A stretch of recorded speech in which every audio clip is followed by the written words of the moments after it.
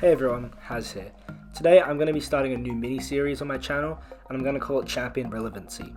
Essentially, I'm going to go over the top 10 to 15 champs of each class, of who I think are most relevant, and I'm going to go over their strengths, weaknesses, how I think they fit in the meta, how they're going to do in the future of the meta, and also just talk about how good they are, if I think they need their signature ability, if I think they depend on synergies, and just essentially a general overview of their damage and utility and use in the game.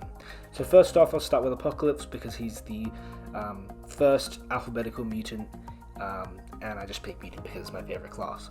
So we'll go ahead and dive into his abilities. I'll start off with his signature ability. So he doesn't actually need his signature ability, it just gives him some regen whenever he doesn't participate in fights previously. It stacks to 2 times. At Sig 40, it's almost 1500 health, which is not that much considering he has 38,000 health at a 565, but it's something. It's something. Then we have his genetic code, which is his persistent charge mechanic, which we'll talk about later. But first I want to talk about his other utility that he has, which I think is really good. So just here he develops immunity to bleed, incinerate, and disorient. Disorient is one that I think is really important because we're seeing more and more of it with things like under pressure and do not disturb.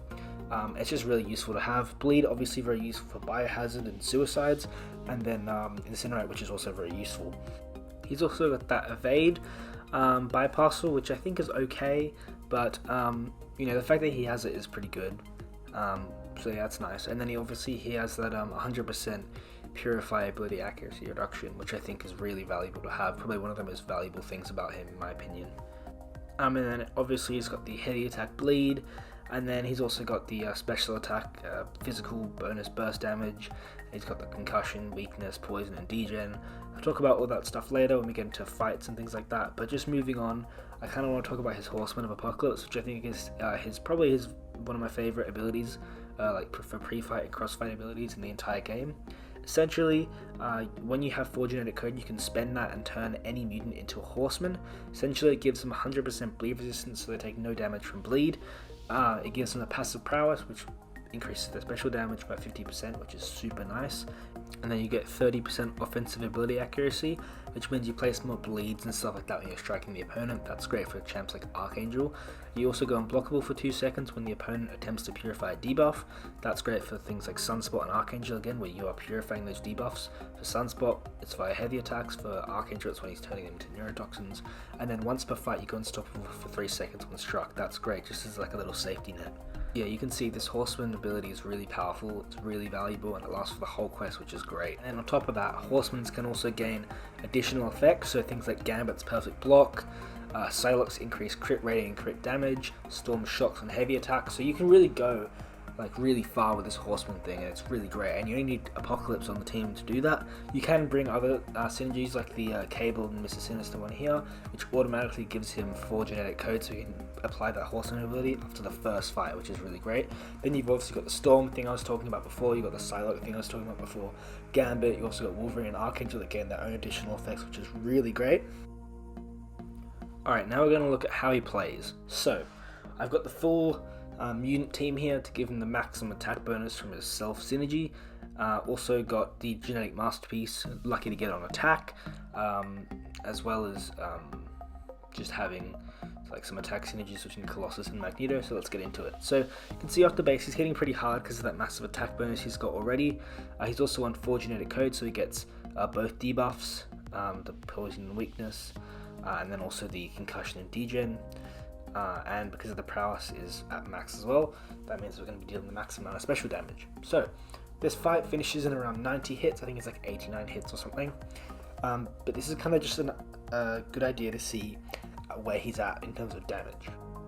And when you've got full synergies, this sort of setup where you've got max attack bonuses, his numbers are really nice. Along with the physical damage and the damage over time, his numbers are pretty, he's got good damage. I would say this is definitely great damage. But without synergies, without this firepower, he's still got good damage. It's not as good, obviously, but it's still pretty good. It's good enough that I can use him in Act 6 and Act 7 and not feel that drag of a fight. He's still got good damage, but the main reason I ranked him up was for utility and also the Horseman thing. Dropping in a massive special 12k crit right there, another 12k crit, so he does hit pretty hard with synergies. Even without synergies, just about wrapping up that genetic code. But I will also show a couple fights to show his Purify mechanic, because I think that's really important, and I would also like to show some of his evade, ability accuracy reduction, as well as his developing immunities.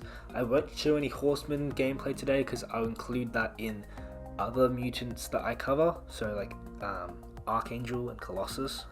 Those are the two main ones, but you can see he did a pretty decent job. Alright, now I'm going to show what I think is probably some of his most valuable utility. So first I'll showcase his bleed immunity. This also extends to disorient and also incinerate as well. So if you're suffering from these effects for 8 seconds, then you become immune to them for the rest of the quest, which is actually really nice. So you can see I just went bleed immune, now I'm not going to get any more bleed effects on me. Simple as that.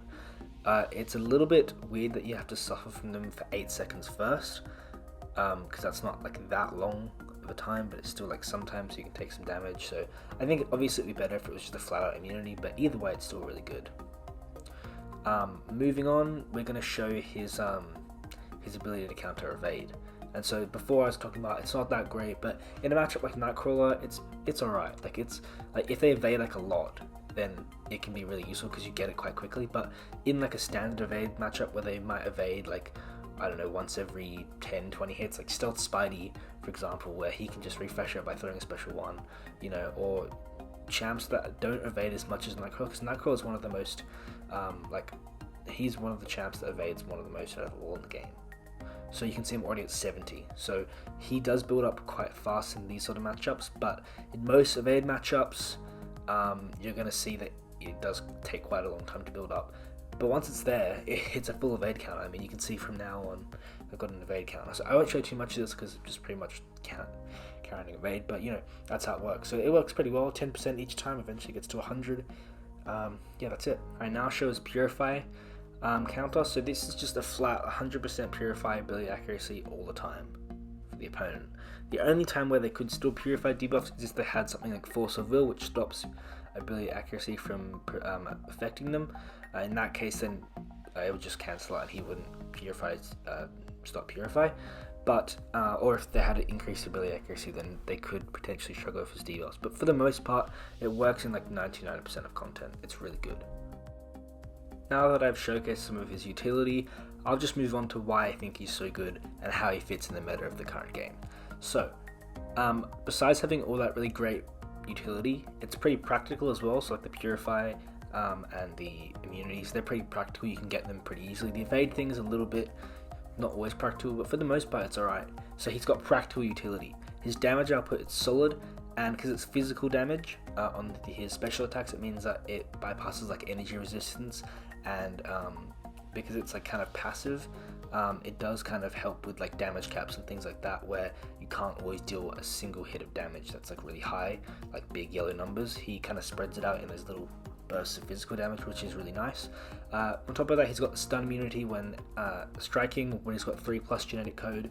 He's also got the 4, when he has 4 genetic code, he inflicts stun while blocking. I talked about that before. That's really useful for when you're trying to break the block. If it's something like Brute Force or Bane, where the opponent's being really passive and you need to get that degen off you, that can help. You can just break through the block, kind of like Shang-Chi, Omega Red, and a few others that can go unblockable or just break through blocks. So that's really nice as well to have that. Also, you have his 4 debuffs, so weakness, which is useful for some nodes. In Act 7, you have like things that affect weakness. I think it's called Weak Link or something. And then you have the Poison, which is nice, reduces healing. You have the Degen, which does direct damage, and then you have the Concussion, which reduces ability accuracy. On top of that, you can throw Special 3, and that's going to double the potency and make all the debuffs permanent as well, which is really great. On top of the, they can't shrug it off as well, so they're going to stay there. Another thing is that he's pretty good for like variant 2, because he's extra large. He's also pretty great for the villains variant 6. So there he does shine a little bit, but I think the main thing that people are interested in and attracted to are his horseman, like crossfight and synergy abilities, which are really useful. I think Apocalypse is going to have a really valuable impact on people's rosters, primarily due to the horseman thing. giving them bleed resistance and giving them the offensive ability accuracy, giving them the unblockable, unstoppable, and the prowess. That's all really useful. The prowess especially I found is pretty useful. You have like a passive prowess, so nodes that require a prowess, like special connoisseur, or some node that limits damage or limits something unless you have a prowess, is really useful there. Bleed resistance, obviously biohazard, caltrops, you name it, that's great for that. And so that horseman thing is really valuable to have. Also, Apocalypse, as I mentioned before, he's a utility beast. Having the disorient immunity, I think especially that is going to come really helpful in the future. They're bringing in more disorient nodes, as I mentioned before. I think that's only going to become even more useful. On top of that, like I said, he has bleeds on his heavy attacks. He has all those debuffs as well, so that's good for like diss track.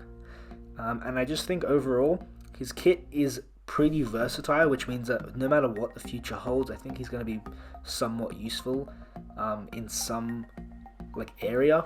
While I don't think he's the top mutant, I definitely do think he is one of the better ones. That's why he's in this list. I think he's definitely top 10, arguably top 5, but it kind of depends on your personal preference and what you're doing, and if they're awakened, if other champs are awakened and things like that. Apocalypse doesn't need to be awakened, and he doesn't really need synergies, although having that Mr. Sinister and Cable synergy is pretty beneficial, and I would recommend you use it if you're using Apocalypse for a few fights in a quest, because you don't want to have to ramp him up for a few fights and then only use him for one fight after that.